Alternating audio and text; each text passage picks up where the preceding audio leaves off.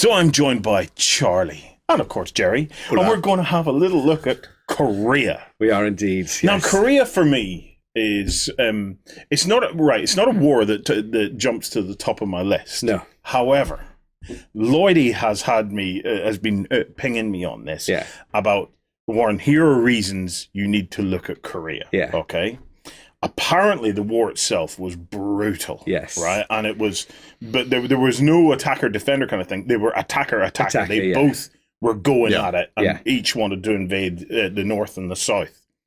He tells me there was more ordnance dropped on Korea in 3 years than there was dropped in the entirety of World War II. Which is just mental. Isn't that nuts? Yeah. But the bit that he got me on it was, he said, the interesting thing about the Korean War, Warren, from a wargamer's perspective, is that everything from your World War II late war is basically transferred into a new theater of operations. Yes, yeah. So as soon as he mentioned those things, I was going, do you know, Lloydie, you are totally onto something here. Yes. Right? I can see why we want to look at Korea. So who were the factions involved? So I think this is where it gets really interesting for us. And this is where coming outside of World War II and into Korea, because like I say, it's nice and close. Yeah. But it's completely different factions. Yeah. So we've got the North Koreans supported by the Chinese and other communist parties providing the equipment. I think they had 200 T-34s. So in fact, that's how it started. It started with a roll of 200 T-34s across the border from North Korea into South Korea. So you can see that, in fact, you can tell by the gear as we go through looking at some of these North Korean miniatures that a lot of what they got is Soviet gear that they've brought through. So we're starting with the North Koreans, then we're going to do the Chinese. South Korea is largely supplied by the US and the United Nations, so their equipment's very similar to the US. There's a lot of Marines down there as well, and then the British and the Commonwealth were involved supporting South Korea. It's really interesting because it is completely new nations with some smattering of some existing sort of guys that we know and we're familiar with from bolt action. And even the UN got involved, so countries like the Netherlands, who would be, outside of most people's remit as far as World War II goes, they were involved. Yes, Now, Korea was another one of these, again, according to Lloydie, great proxy wars. Yeah. Where this is the might of capitalism versus communism That's in many it, respects, button up against each other. So the whole reason, again, I suspect that we even had a Korea is because Patton didn't get his way of going into the Soviet Union and finishing World War II off in his style. I was going to say finish it off properly, but I mean finish it off in his mind anyway. Indeed. What is different then about Korea and the Korea game and Korea collecting than for example, late war? What are going to be the differences or the additions? What's really nice, so from a bolt action rules perspective, so if you're used to playing bolt action World War II, there's no changes to the rules. You're not looking at a completely different game. It is still just a campaign book for bolt action. Mm-hmm. Bolt action is not branded as bolt action World War II. It's just branded as bolt action. It's a tabletop war game originally set in World War II. But what Korea allows us to do is to do something outside of World War II without having to drastically change the rules because they're still using rifles, LMGs. A lot of that, so the late war tanks are the same, with an addition of a few new tanks, which we can go into about future releases once we've looked at the nice pretties that we've got on the table. But the big change is the nations. So the book starts with the North Korea army lists, followed by the South Korea stuff, and then the Chinese army list. It's the Chinese one that's really captured my imagination. Yeah. Because it's just all guerrilla warfare. You're using things like the forward observer rules, but we're sticking it in units. And I think there's 5 or 6 units for the Chinese that can set up in forward deployment before the game starts. So it just gives you, using the bolt action rules, it gives you a different way to play the game by using some of these real sort of unique units that they had. So night invasion squads, guerrilla units, and so on and so forth. Loads of scouts, some Mongolian cavalry for the Chinese. So guys that can fire rifles from horseback, which is just really cool, really cool. And then you go down, you look at the Marines, and we see stuff that we've seen throughout other campaign books, but brought forward into Korea. So dog squads for the Marines, where you're going to take a man and a dog, and you can add a couple of men and a dog into that unit. And those guys have got the scouts, so they can reveal some of these hidden troops on the boards and so on and so forth. So, but you have to bring your own meadows. There you go. What was really interesting was doing a bit of research with Lloyd, because I know you guys are going to do a Bolt Action Korea event. Yes. Doing research for the tables and what did the buildings look like? And there's a real mashup of sort of quite Oriental looking buildings and then quite sort of European looking, just red brick buildings. But as he mentioned, how devastating it was. Almost everything is leveled. You know, and then you go from these sort of leveled cities out into craggy hillsides, and as an environment, it wasn't fun. You know, there was no open ground for them to kind of capture and control. It was all ambushes and so on and so forth. So so it suits the bolt action style of play really definitely. well, because we're getting right down tight. Small platoons, mainly infantry you're going to be playing with. Like I said, there'll be a few sort of tank battles and stuff you can take using the T-34s, some new tanks that we've got coming out for the United Nations and the Commonwealth side of things. But ultimately, it's an infantry war with, as Lloyd said, a lot of artillery and ordnance in there. And we've taken the opportunity to throw some helicopter rules in there. Nice. We're not on table, they're sort of off table assets, but you can take your helicopter in 3 different ways. One is a medical helicopter, one is a reconnaissance helicopter, and I think the other one is actually as a sort of an attack helicopter. The reconnaissance basically does exactly what you'd imagine. It scouts out any hidden positions. The medic one basically just amplifies the ability of your medics, and then obviously the attack one's going to be very similar to your airstrikes and stuff, where it's attacking ground troops. Especially where Korea was the first time they were deployed, but they weren't deployed as dedicated gunships or dedicated transports like they were in Vietnam. So it's just the sort of the skirting the edges of the battlefields at the moment. This is them still experimenting with what the air cav or whatever would turn into. So we have some releases, Charlie. We do, and the first wave's looking quite chunky. We go right into all the Korean People's Army stuff, which kicks it off. It gives you the other faction, because we've already got some US Marines, we've already got US infantry. Those plastics are as viable as anything else would be for the Korean War. Sometimes it was Paul Sawyer said, as long as you're not using the torn sleeves from the Marine box, you should be all right, because it wasn't warm, or it was warm enough in the summer, but some of the iconic images are from the frozen sort of winters. Quite harsh. Very harsh. Very harsh. Will we have a look at the North Koreans first here? Yes, definitely. So it's I'll start with these guys here. Yeah. Okay. And let's get them on camera, just so we can see. This is our command squad. Yes, that's our HQ. So you've got nice. First to second lieutenant in there, or the equivalent of. Yeah. You could use one of the other models, the spare models, as an NCO. And then you've got a medic and your flag bearer. Yeah. See, I'd be looking at that guy with his notepad and pen going, that's a spotter with a map book. That's of course. He worked just as well for a forward observer or a spotter. The minis are just lovely. They are absolutely lovely. They are beautiful sculpts. Are they single piece? All largely single piece metals. I think it's only going to be things like LMGs and stuff where there's maybe a couple of pieces to them. Nice. So they're robust, some as age creeps in, Charlie, I like to keep the models robust because I'm dropping them more and more. There's something nice about being able to grab a single piece mini, chuck it on a base, get a primer on it, and away you go. You know. There we go. Yeah, I love that. Lovely stuff. So that's our kind of HQ. Yeah, and because we've got a new way of boxing some of these products up. We're starting to do support boxes. So your support box is essentially your HQ and a couple of support weapons. Yeah. So that's what you've got next. So would they come in the same box as the HQ? Yeah. Yes. Yeah. Oh, very nice. Right, let's get you a close up of these guys, TC. Just look at that.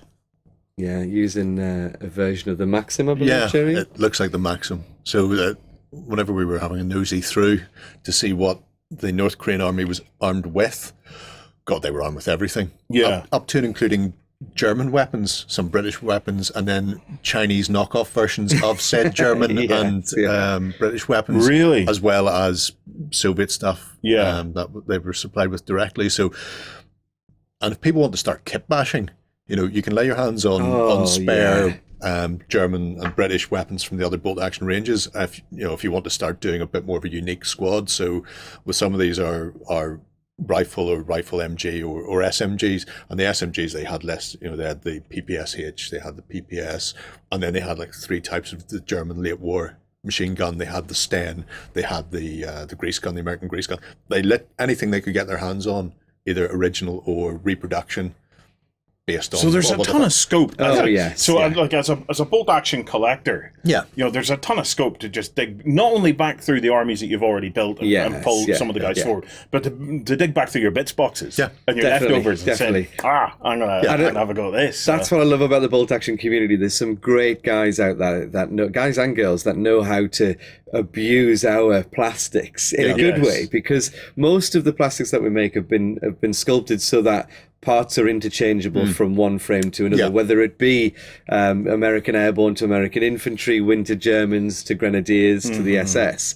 Somebody like Andy Zek, when he gets hold of some of the plastics, can just knock some fantastic stuff out by grabbing bits from one kit into another and so on and so forth. So, there's the documented history of a war, but it only shows you what people have told or have grabbed pictures of. Everything that happened off camera or outside of the notebooks and the news stories. Who's to say what equipment they were carrying around? What helmet they grabbed to get a bit of protection because there's a dead UN soldier down next to him there, and that helmet's going to help him a bit more than the soft caps. So it's what bolt action gives people is the chance to just get creative with it. While so still, much scope. doing that historical thing, as well. Yeah. What's next, Charlie? What do we have talked about SMGs. So what we've done is we've got 3 units coming out for the KPA. So you've got an LMG squad. Well, do you want to pass that over to me then? I'll tell you what I'll do is I'll pass the SMGs because we've just looked at those. Okay. So these are your SMG guys. Okay. Whoever did the paint job on these, I love you. Yeah. It's so nice. We've got some fantastic studio painters now. Let's see, we'll get these in here.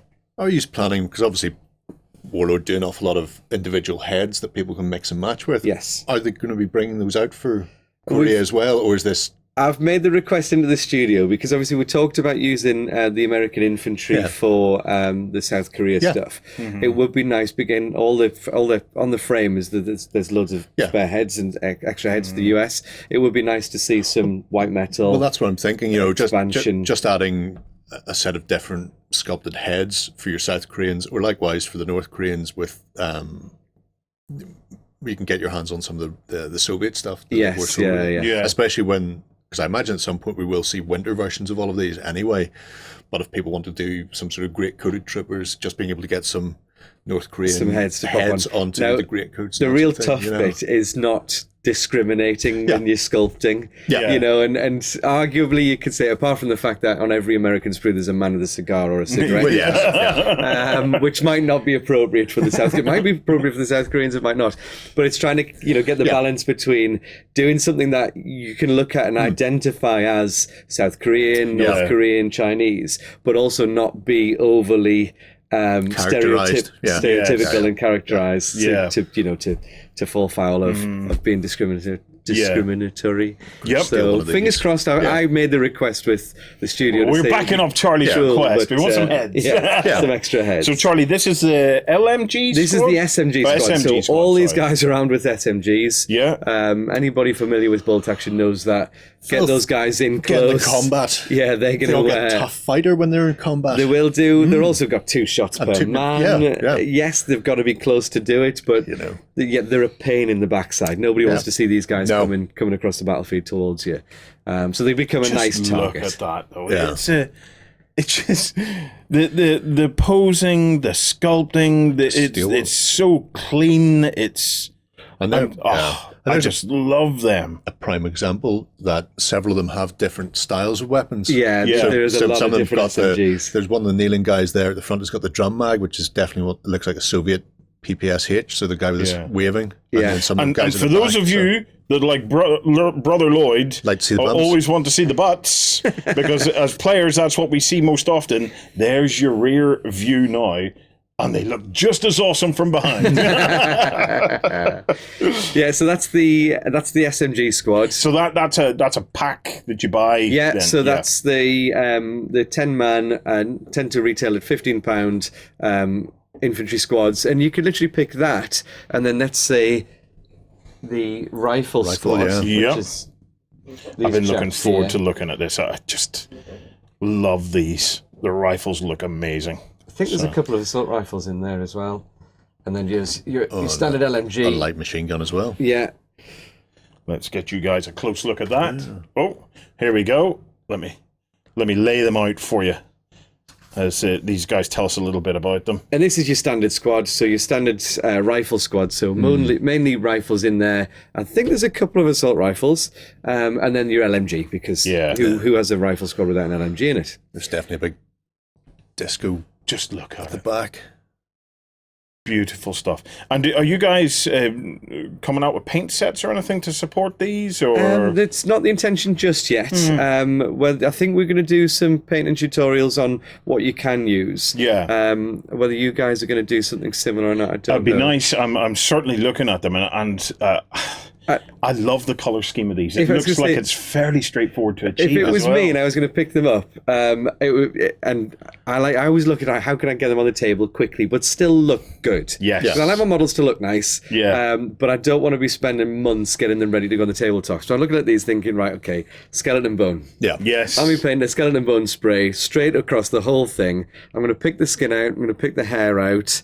It looks like their webbing's like a very light green sort of. Were there uniforms? Khaki, yeah. Were the uniforms? No, we did a beautiful Soviet army at one point. Now the thing about the Soviet army in World War II was that the uniforms weren't necessarily consistent. Yeah. Do we know, either any of you guys or as the community, were the uniforms more consistent for the North Koreans by this stage? I think because these are all very nicely consistent. Yeah. It was quite a short war as well. So Yeah. because it took in the space of sort of 3 years, the equipment, I think the large change in the equipment was from summer gear to winter gear, as Jerry mentioned. Yeah. Because if that's the case, we have a couple of beautiful paint recipes already from that Soviet scheme that will just work perfectly they'll just work for on those us, and guys. it's fast and easy to do. So we'll dig them out. Yeah, that'd be cool. So, That'd be cool. So this is the LMG squad. This is the LMG squad. Yeah. Yeah. Now, I think one of my favourite sculpts for the range is in this one. Yeah. Which is that guy just there. This one. Yeah. How Yeah. cool is that? Yeah. He comes with a little wall to put his LMG on top of, you know? It's just little things like that kind of One make of the a few model pieces for of me. wall still left That's intact. it. Yeah. It's only because he brings it with him everywhere he goes. Yeah. If he left it behind in the village, it'd be flat by It's now. like those little foam bricks you get in nurseries. That's what he's carrying around. Yeah. It's nice and light. They just they are really, really nice. Full of character. I always have a thing for armies that do have a sense of consistency. Yeah. To Yes, them, yeah, 'cause yeah. they look like an army. They to look, me. of course, regimented. And I've got to say, this guy here just sets it off for me. Having the flag, it's Yeah. like, oh come on, yes. So It is a cool flag. it's just amazing. It is just amazing. So so you've got a command box set then that has the two teams, Two support fighters, teams, plus and your then these HQ. other 3 box sets. Yes. That you can As infantry boxes. Yes, so, infantry boxes. you can pick and choose what you like if you want an LMG squad. So in the book, in the North Korea army list, you're going to get you've got access to an SMG squad, an LMG squad, and a rifle squad, as well as a few others that those squads could still be used to represent.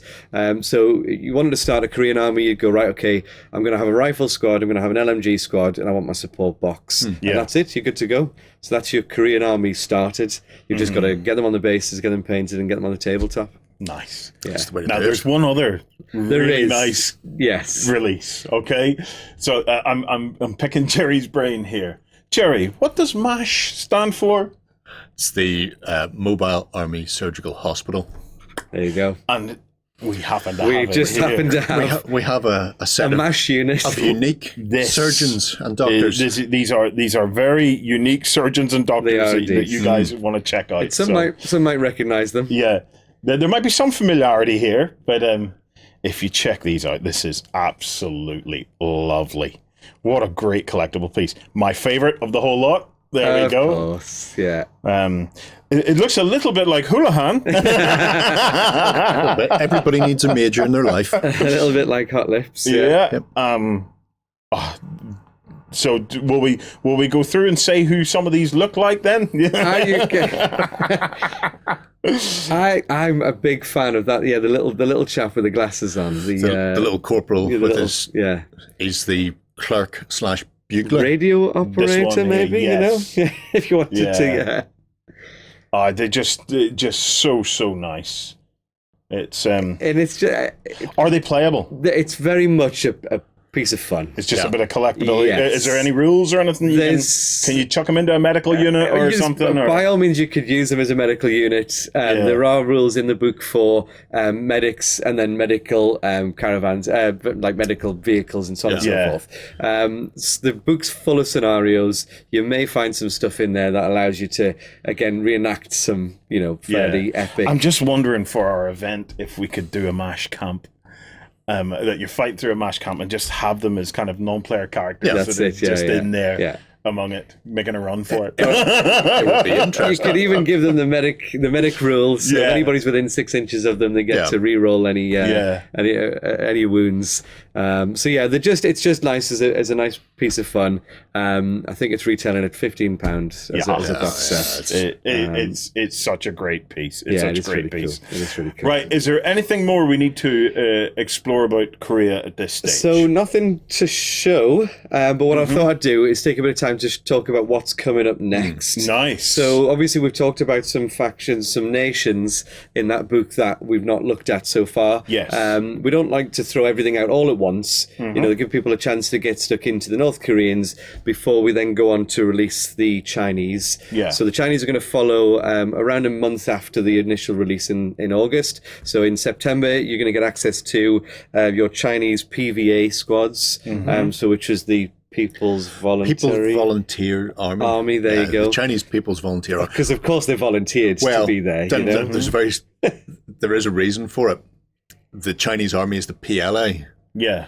And they didn't want to go, we're just pushing into Korea against the US and South Korea. Yeah. So they redefine them as the PVA. Yeah. So that's nothing to do with China, you understand? These people volunteered and went off by themselves. We've nothing to do with these 3 million equipped Chinese.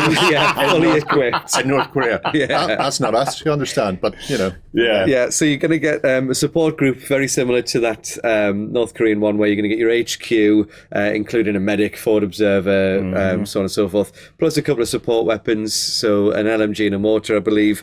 Then we've got an infantry squad and a conscript squad. Yeah. So again, the infantry squad you could use as your guerrillas. Conscripts in a voluntary army. And that sets us off for the Chinese element. And again, you can use those to represent multiple units within the army. The only difference was the way they were trained. Their equipment is largely the same. Maybe some extra LMGs or SMGs, depending on the style of squad, whether it was an infiltrating squad and so on and so forth. And then we've got some nice shiny stuff for the British and the UN. So something John's going to get really excited about. We're doing the Centurion, the Mark III Centurion. Nice. And I've seen it in the resin, and it's a massive tank in comparison to what we're used to from the bolt action stuff. And it looks great. And then we're also doing the M46 Patton for the US, which had some really unique paint schemes on it in the war, where they would paint a tiger, a sort of almost a full tiger, sort of front of your head, paws over the track guards, and the idea was it was there to, because it was a sacred animal, it was to try and sort of scare the Koreans. it didn't have that effect. I don't think it and did. It just but became a badge of honor for the guys that would just paint the tanks with tigers. And then even the Easy 8, so we're bringing the Easy 8 out to retail for it, the Sherman Easy 8.